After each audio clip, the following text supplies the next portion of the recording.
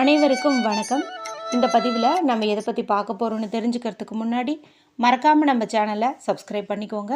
கூடவே பெல் பட்டனையும் கிளிக் பண்ணிவிட்டு ஆளுங்கிற ஆப்ஷனை கொடுத்துட்டிங்கன்னா நான் போடுற வீடியோக்கள் எல்லாமே மிஸ் ஆகாமல் நோட்டிஃபிகேஷனில் வந்துடும். இந்த பதிவு ரொம்ப ரொம்ப முக்கியமான பதிவுங்க.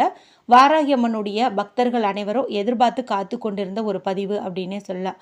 எதை பற்றிய பதிவு அப்படின்னு பார்த்தீங்கன்னா, மாசி மாதத்திற்குண்டான தேய்பிறை பஞ்சமி திதியானது எப்போ வருது, திதி நேரம் எப்போ ஸ்டார்ட் ஆகுது, எப்போ முடியுது, எந்த மாதிரி வழிபாடு மற்றும் பரிகாரம் செஞ்சால் நம்மளுடைய அத்தனை விதமான பிரச்சனைகளும் நீங்கி நல்ல செல்வ செழிப்போடு வாழலாம் என்பது குறித்து தான் பார்க்க போகிறோம். மாதத்தில் 2 முறை இந்த பஞ்சமி திதி வருங்க. வளர்பிறை பஞ்சமி, தேய்பிறை பஞ்சமி அப்படின்ட்டு ரெண்டுமே ரொம்ப ரொம்ப சக்தி வாய்ந்த ஒரு நாள் அப்படின்னே சொல்லலாம். மேலும் வளர்பிறை பஞ்சமி அன்னைக்கு நம்ம வாழ்வின் முன்னேற்றத்திற்கு என்னென்னவெல்லாம் வேணுமோ அதையெல்லாம் நாம் வாராகி அம்மனிடம் வேண்டும் அப்படின்னு சொல்லி பெற வேண்டிய ஒரு நாள் அப்படின்னு சொல்லலாம். தேய்பிறை பஞ்சமி அப்படிங்கிறது வாழ்க்கையில் இருக்கக்கூடிய கஷ்டங்கள், கவலைகள், நோய்கள், எதிரி தொல்லைகள் இதெல்லாம் நீங்கணும்னு சொல்லி வேண்ட வேண்டிய ஒரு நாள் அப்படின்னு சொல்லலாம். இந்த முறை நமக்கு வரது பார்த்திங்கன்னா தேய்பிறை பஞ்சமி. முதன் முறையாக வாராகி அம்மன் வழிபாடு செய்கிறவங்க கூட தேய்பிறை பஞ்சமி நாளில் வழிபாடை தொடங்கிறது அற்புதமான பலனை கொடுக்கும். ஏன்னா இப்படி தேய்பிறையில் தொடங்கும் போது நம்மளுடைய கர்ம வினைகள், பாவங்கள் எல்லாமே குறைஞ்சிட்டு வளர்பிறை வரும்போது நமக்கான செல்வ செழிப்பு உண்டாகும் அப்படின்னு சொல்லுவாங்க. இது வரைக்கும் உங்களுக்கு வாராகி அம்மனுடைய வழிபாடு செய்யும் பழக்கம் இல்லை அப்படின்னா கூட இந்த முறை நீங்கள், அதுவும் மாசி மாதத்தில் வரக்கூடிய தேய்பிறை பஞ்சமி நாளில் முதன் முறையாக நீங்கள் தாராளமாக தொடங்கலாம். இதுக்கு வாராகி அம்மனுடைய சிலை வச்சு வழிபாடு செய்யணும்னு விருப்பப்படுறவங்க ஒன்று மட்டும் கவனத்தில் வச்சுக்கோங்க. நீங்கள் பஞ்சமி வரும்போதெல்லாம் குறைந்தது 5 பொருட்களால் அபிஷேகம் செய்யக்கூடிய சூழ்நிலையில் இருக்கணும். அந்த மாதிரி தான் நம்ம பண்ணணும். ஏன்னா வீட்டில் விக்கிரகம் வச்சு வழிபாடு செஞ்சோம்னாவே அதுக்குண்டான திதியெல்லாம் வரும்போது நம்ம இந்த மாதிரி அபிஷேகம் செய்கிறது, அர்ச்சனை செய்கிறது இதெல்லாம் அவசியம். இதுக்கெல்லாம் நீங்கள் தயாராக இருக்கீங்க அப்படிங்கும்போது நீங்கள் சிலை வாங்கி வச்சு வழிபாடு செய்யலாம். பால், பன்னீர், மஞ்சள், குங்குமம், சந்தனம், திருமஞ்சனம் இது போன்ற பொருட்களை பயன்படுத்திக்கலாம். நம்முடைய வாராகி அன்னைக்கு மாதுளம்பழத்தினுடைய முத்துக்களால் அர்ச்சனை செய்கிறது அப்படிங்கிறது ரொம்ப ரொம்ப விருப்பமான ஒன்று. அதனால் நீங்கள் அந்த மாதிரி கூட பண்ணிக்கலாம். இல்லை நாங்கள் விளக்கு வாங்கிக்கிறோம் அப்படின்னு நினச்சிங்கன்னா 5 முகம் கொண்ட அகல் விளக்காக வாங்கிட்டீங்க அப்படிங்கும்போது நீங்கள் தினந்தோறும் ஏற்றுவதாக இருந்தால் அதில் ஒரு திரி மட்டும் போட்டு ஒரு முகமாக நீங்கள் ஏற்றிக்கலாம். பஞ்சமி திதி வரும்போது நீங்கள் 5 முகத்துலேயுமே 5 திரி போட்டு நீங்கள் தீபம் ஏற்றலாம். இது மாதிரி கூட நீங்கள் பண்ணிக்கலாம். அல்லது படம் வச்சு வழிபாடு செய்கிறவங்க இப்போ நிறைய ஃபோட்டோஸ் எல்லாம் இருக்குது பாருங்கள்.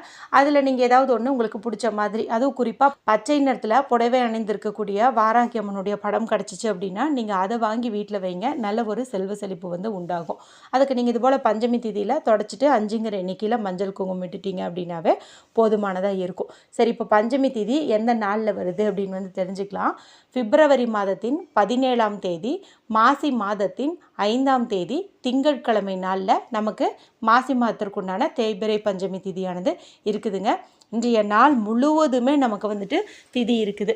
அதிகாலை பிரம்ம முகூர்த்த வேலையான 4 மணியிலிருந்து 6 மணிக்கிடையே உள்ள நேரத்துலையும் நீங்கள் பூஜை செய்கிறதா இருந்தால் தாராளமாக செய்யலாம். அல்லது வாராகி அம்மன் வழிபாட்டிற்கு உரிய மாலை நேரமான 6 மணியிலிருந்து இரவு 10 மணிக்கிடையே உள்ள நேரத்துலையும் நீங்கள் தாராளமாக வழிபாடு செய்யலாம். நீங்கள் விரதம் இருந்தும் வழிபாடு செய்யலாம், விரதம் இருக்காமலும் வழிபாடு செய்யலாம். நம்மளுடைய சேனலில் விரதம் இருக்கிறது எந்த மாதிரி இருக்கணும் என்பது குறித்தும், தேய்பிறை பஞ்சமி நாள் அப்படின்னாவே நிறைய பேர் பார்த்திங்கன்னா கோவில்லையும் வீட்லேயும் தேங்காய் தீபம் ஏற்றி வழிபாடு செய்வாங்க. ரொம்ப ரொம்ப சக்தி வாய்ந்த ஒரு பரிகாரம்னு அதை சொல்லலாம். அந்த மாதிரி விருப்பப்படுறவங்க தேங்காய் தீபத்தை எப்படி ஏற்றணும், அந்த ஏற்றினதுக்கப்புறம் அந்த தேங்காயை என்ன பண்ணணும் அப்படிங்கிறது குறித்தெல்லாம் தனி ஒரு பதிவாகவே நம்மளுடைய சேனலில் இருக்குங்க. அது நீங்கள் பார்த்தீங்க அப்படின்னாவே எந்தவித சந்தேகமும் இல்லாமல் நீங்கள் தேங்காய் தீபத்தை ஏற்ற முடியும். இந்த வீடியோ முடியும் போது வரக்கூடிய எண்டு ஸ்க்ரீனில் அதனுடைய லிங்க்கை நான் கொடுக்குறேன், செக் பண்ணி பார்த்துக்கோங்க. சரி, இப்போ நான் சொன்ன மாதிரி படம் சிலையெல்லாம் இருந்துச்சுன்னா தூய்மைப்படுத்திடுங்க. பூக்கள்னு பார்க்கும்போது சிவப்பு நிறத்தில் இருக்கக்கூடிய செவ்வரளிப்பூ, செம்பருத்தி பூ, இட்லி பூ இது மாதிரி பூக்கள் வைக்கலாம். வாசனை நிறைந்த மலர்களான மல்லிகைப்பூ, ஜாதி மல்லி இதையும் நீங்கள் வைக்கலாம். அடுத்தது நிவேதனம் அப்படின்னு பார்க்கும்போது மண்ணுக்கு அடியில் விளையக்கூடிய கிழங்கு வகைகள் எதுவாக இருந்தாலும் நீங்கள் வைக்கலாம். வேக வச்சும் வைக்கலாம், பச்சையாகவும் வைக்கலாம், அது உங்களுடைய விருப்பம். இவை தாண்டி சர்க்கரை பொங்கல், வெண்பொங்கல், பானகம் இதெல்லாம் நீங்கள் உங்களுடைய விருப்பப்படி செஞ்சு வைக்கலாம். அடுத்ததாக பஞ்சமி திதியாக இருக்கிறதுனால கண்டிப்பாக வந்துட்டு 5 முகம் கொண்ட அகல் விளக்கோ அல்லது குத்து விளக்கோ அல்லது தனித்தனி 5 அகல் விளக்கோ வந்து ஏற்றுவது சிறப்பு. ஏன்னா பஞ்சமி அப்படின்னாவே வந்துட்டு 5 அப்படின்னு வந்து அர்த்தம். அதனால் 5 முகம் கொண்ட விளக்கு ஏற்றுவது ரொம்ப ரொம்ப விசேஷமான பலனை வந்துட்டு நமக்கு கொடுக்கும். இதில் ஒரு அகல் விளக்குலையாவது நீங்கள் நெய் விட்டு ஏற்றுவது சிறப்பு. இல்லைன்னா அஞ்சலியுமே நீங்கள் நல்லெண்ணெய் விட்டு கூட ஏற்றலாம். அடுத்ததாக பார்த்தீங்கன்னா இந்த நாளில் ஓம் ஷியாமலாயை வித்மகி ஹலஹஸ்தாயை தீமகி தன்னோ வாராகி பிரசோதயாத் அப்படிங்கிற வாராகி அம்மனுடைய காயத்ரி மந்திரம் வந்து சொல்லுங்கள். இல்லைன்னா நம்மளுடைய சேனலில் பார்த்தீங்கன்னா கம்யூனிட்டி போஸ்ட்டில் வாராகி அம்மன் படத்தையும் போட்டு கீழே அவங்களுடைய திருநாமங்கள் எல்லாம் போடுவேன். அதெல்லாம் நீங்கள் பார்த்துட்டு கூட அதையும் நீங்கள் சொல்லலாம். இல்லைன்னா ஓம் பஞ்சமி நாயகியே போற்றி அப்படிங்கிற மந்திரத்தை வந்துட்டு நீங்கள் சொல்லுங்கள். அதுவும் இந்த முறை நமக்கு திங்கட்கிழமை நாளில் வந்திருக்கிறதுனால, அதாவது சிவபெருமானுக்குரிய திங்கட்கிழமை நாளில் வந்திருக்கிறதுனால ஓம் சிவாயை நமக அப்படிங்கிற வாராகி அம்மனுடைய மந்திரத்தை 108 முறையோ 27 முறையோ நீங்கள் சொல்கிறது சிறப்பான பலனை வந்து கொடுக்கும்.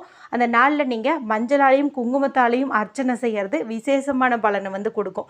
அப்படி அர்ச்சனை செய்யப்பட்ட அந்த மஞ்சளையும் குங்குமத்தையும் நீங்கள் தினந்தோறும் நெற்றியில் இட்டுட்டு வரலாம். கணவருக்கும் விட்டு விடலாம், குழந்தைங்களுக்கும் வந்து விட்டு விடலாம். இது மாதிரி நீங்கள் வந்துட்டு பண்ணிக்கலாம். அடுத்ததாக மாதுளை முத்துக்கள் இருக்குது இல்லையா, அதை வந்துட்டு நீங்கள் பிரித்து அது கூட கொஞ்சம் தேன் சேர்த்து நல்லா கலந்து அதை வந்துட்டு நீங்கள் பிரசாதமாக வச்சு படைச்சிட்டு பூஜையெல்லாம் செஞ்சு முடிச்ச பிறகு உங்கள் பக்கத்தில் இருக்கிற சின்ன சின்ன குழந்தைங்களுக்கோ இல்லை உங்கள் வீட்டு உறுப்பினர்களுக்கோ வந்துட்டு அது கொடுக்கறது நல்ல ஒரு ஆரோக்கியத்தை வந்து கொடுக்கும், தீர்க்க ஆயுளை வந்து கொடுக்கும். தீராத நோயினால் அவதிப்பட்டு இருக்கிறவங்களுக்கெல்லாம் இப்படி நீங்கள் செஞ்சு கொடுக்குற பிரசாதம் அவங்களுடைய நோய் தீர்க்கும் அருமருந்தாக வந்து அமையும். சரி, இதெல்லாம் பார்த்திங்கன்னா டிஃபால்ட்டாக நம்ம வாராகி அம்மன் வழிபாடு செய்யும்போது செய்ய வேண்டியது தான். இப்போ வந்து நான் சொல்ல போகிற இந்த பரிகாரம் பார்த்திங்கன்னா நம்மளுடைய கடன் பிரச்சனையை நீக்கி நல்ல ஒரு செல்வ செழிப்பை ஏற்படுத்தி தரக்கூடிய அற்புதமான பரிகாரம் அப்படின்னு வந்து சொல்லலாம். இது செய்வதற்கு நமக்கு வந்து ஒரு தட்டு வந்து தேவைப்படுது. பூஜையில் பயன்படுத்துகிற தட்டியை எடுத்துக்கோங்க.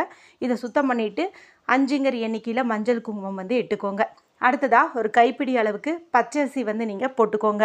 நெல் இருந்துச்சுன்னா நெல் கூட நீங்கள் வந்துட்டு போட்டுக்கலாம். அன்றைக்கி சந்திரனுக்குரிய நாளாக இருக்கிறதுனால நம்ம அரிசியை பயன்படுத்துறது சிறப்பு.